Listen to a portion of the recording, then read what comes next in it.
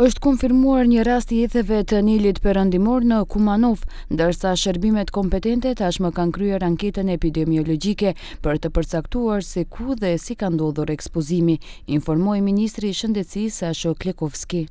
Да, има потврден случај во Куманово, таму епидемиолошката анкета е направена со роднините. Има еден прозор на изложеност на реката Пчиња.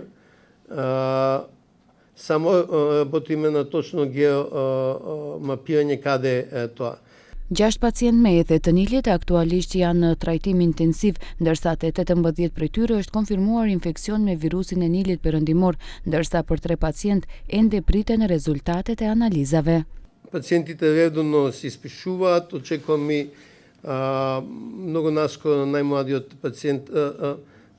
пациентка од Студеничен е отпуштена, најмладиот пациент 26 години од Зеленикова наскоро да биде отпуштен, и кај помладите формите на болеста се многу по-лесни.